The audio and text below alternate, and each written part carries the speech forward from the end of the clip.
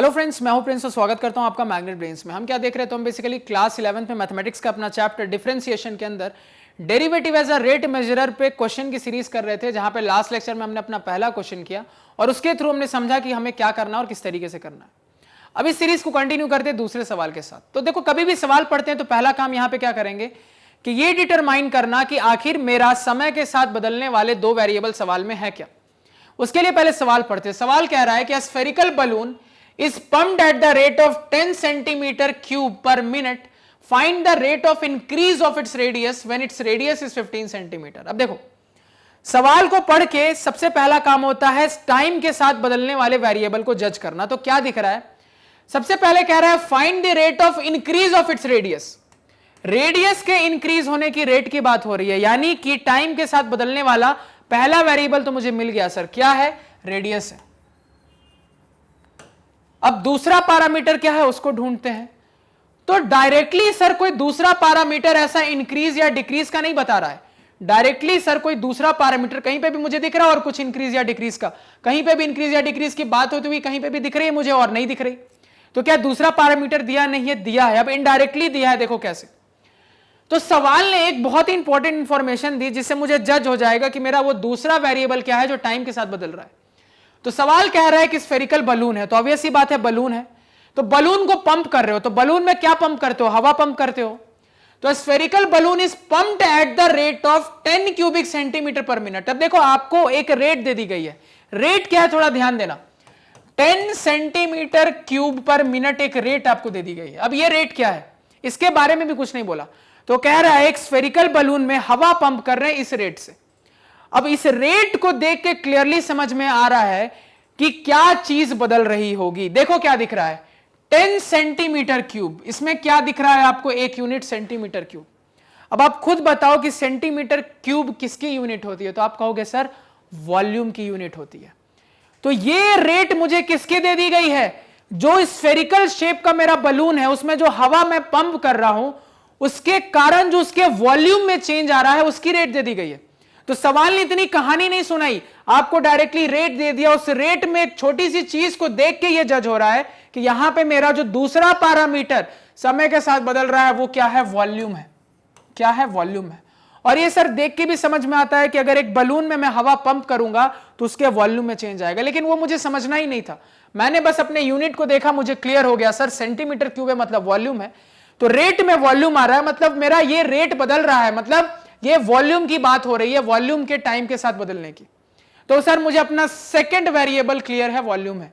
तो क्या करेंगे सर, एक वेरिएबल को x, दूसरे वेरिएबल को y अपनी जरूरत के हिसाब से मान लेते हैं, उसके बाद आगे बढ़ जाएंगे। तो इसी चीज को यहां पे मेंशन करेंगे। क्या सर? तो let the radius and volume of the spherical balloon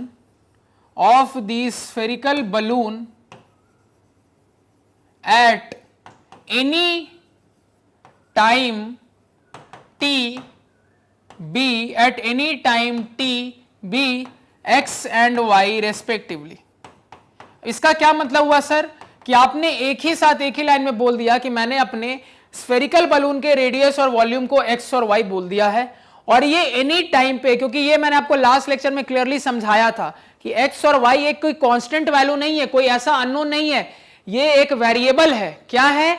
एक वेरिएबल है। इसलिए आपको ये लिखना जरूरी है कि मैं किसी भी समय पे देख रहा हूं तो रेडियस मेरा x है और मेरा जो वॉल्यूम है वो y है, जो कि टाइम के साथ बदल रहा है। ऑब्वियस सी बात है, अगर आप किसी बलून में कंटिन्यूअसली हवा भर रहे हो तो एक पर्टिकुलर टाइम पे आप चेक करोगे तो वो स्फीयर का जो रेडियस होगा वो अलग होगा, उसमें जो हवा का वॉल्यूम होगा वो अलग होगा।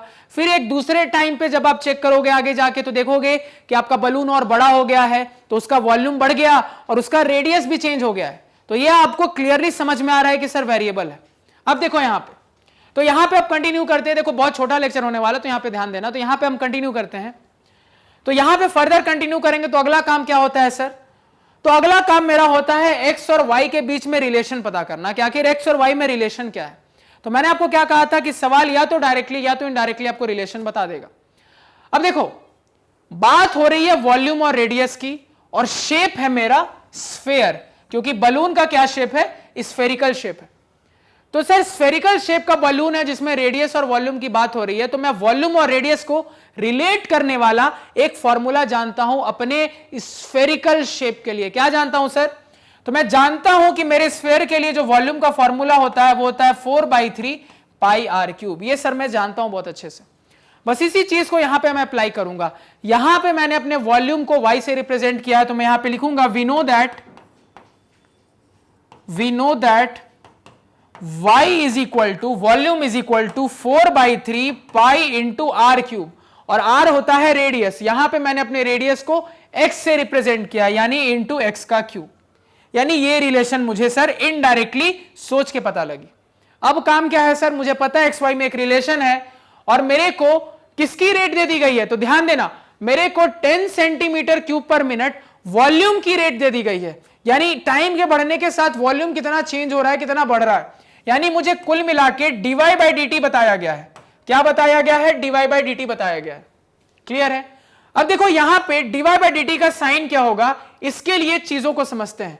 तो सवाल जब आपको वॉल्यूम के बारे में बता रहा था, तो यहां पे क्या बोल रहा है? Balloon is pumped at the rate of 10 cubic centimetre पर मिनट। तो जब आप हवा पंप करोगे तो वॉल्यूम बढ़ेगा सर, वॉल्यूम इंक्रीज होगा। तो यहां पे डायरेक्टली भी नहीं बताया इंक्रीज हो रहा है, आपको यहां पे समझना पड़ा जब पंप कर रहे हैं तो वॉल्यूम इंक्रीज होगा, यानी कि सर प्लस साइन के साथ आएगा। यानी इसकी जो भी वैल्यू है वो प्लस साइन के साथ है। क्लियर है? तो हम कैसे वहां तक पहुंचेंगे? तो मुझे पता है सर इस एक्स वाई के रिलेशन को दोनों तरफ टाइम के रिस्पेक्ट में डिफरेंशिएट कर देते हैं। तो डिफरेंशिएट करते हैं, तो जैसे ही टाइम के रिस्पेक्ट में डिफरेंशिएट करेंगे तो आप लिख देना differentiating both sides with respect to time. तो इस तरफ हो जाएगा dy/dt ऑफ y, इस तरफ हो जाएगा dy/dt of 4/3 pi x cube. Clear है? तो यहां से जब फर्दर हम आगे बढ़े तो मुझे यहां पे क्या दिख रहा है? तो यहां से जब मैं फर्दर आगे बढ़ूं तो यहां से मुझे ऑब्जर्व हो रहा है सर कि dy/dt ऑफ y तो सिंपल सर dy/dt हो जाएगा, कोई दिक्कत ही नहीं है, इज इक्वल टू इस तरफ क्या हो जाएगा? dy/dt of this. अब देखो 4/3 एक कांस्टेंट डिफरेंशिएशन के बाहर कर दिया, पाई भी एक कांस्टेंट वैल्यू है, इसको भी डिफरेंशिएशन के बाहर कर दिया। कुल मिला के मेरे पास है dy/dt ऑफ x क्यूब, यानी x क्यूब को डिफरेंशिएट करना है x के रेस्पेक्ट में नहीं, टाइम के रेस्पेक्ट में। क्या करेंगे सर? इस x क्यूब को समथिंग की क्यूब की तरह ट्रीट करेंगे। तो समथिंग के क्यूब का डिफरेंशिएशन क्या हो जाएगा सर? ये हो जाएगा 3 इंटू समथिंग का स्क्वायर इंटू समथिंग का डैश। अब समथिंग के डैश का क्या मतलब है सर? समथिंग मैंने x को बोला था, यानी x का डैश, यानी x का डिफरेंशिएशन टाइम के रेस्पेक्ट में, यानी कि कुल मिला के सर इंटू dx/dt। यानी मेरे पास यहां से कंबाइंड रिलेशन आ रहा है कि dy/dt इज इक्वल टू यहां से 4 3 देखो यहां से 3 और 3 कैंसिल हो गया, तो सिंपल मेरे पास क्या बचा?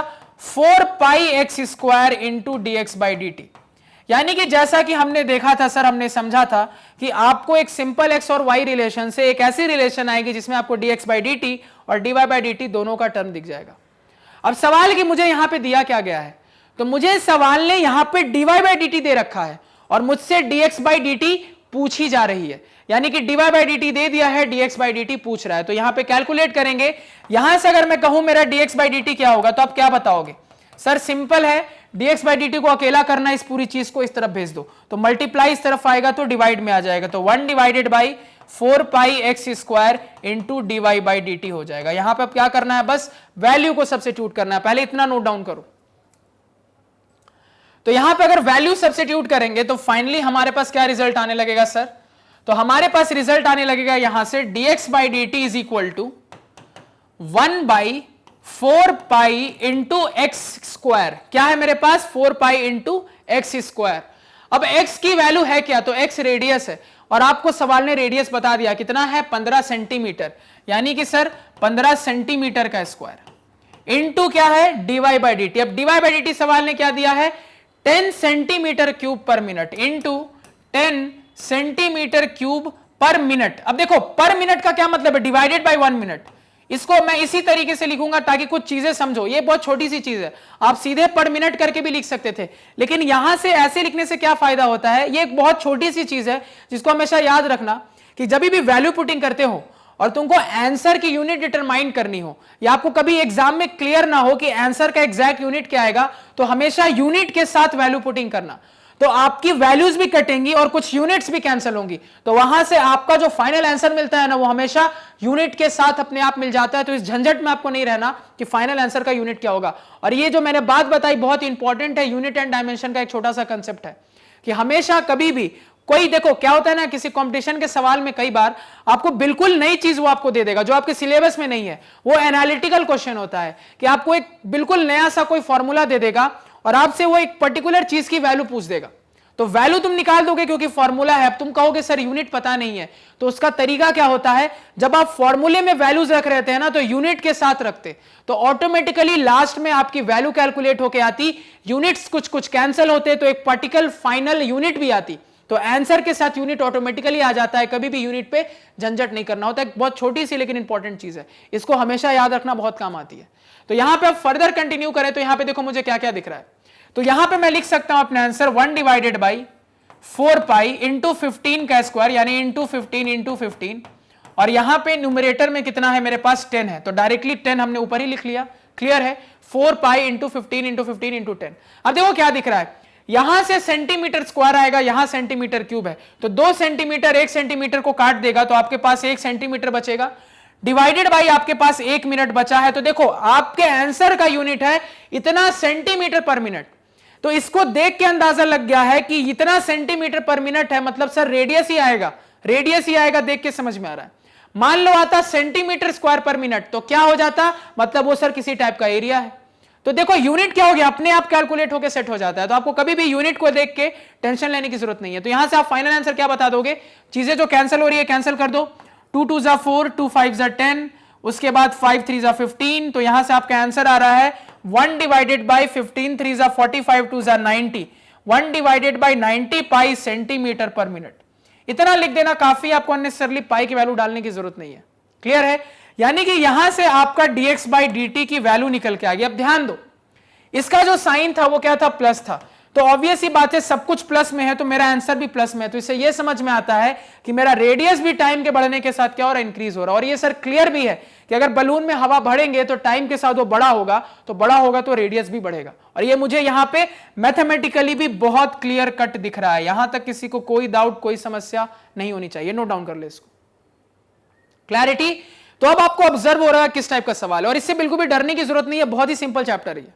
क्लैरिटी है, तो आई होप आपको जो बताया वो क्लियर है, कोई डाउट नहीं। अगर लग रहा है कहीं पे भी कुछ क्लियर नहीं हुआ या कोई डाउट रह गया हो तो आप उस चीज को कमेंट सेक्शन में जरूर बताएं। तो आज के पढ़ाए हुए नोट्स आप हमारी ऑफिशियल वेबसाइट magnetbrains.com से डाउनलोड कर सकते हैं, जिसका लिंक वीडियो के डिस्क्रिप्शन में है।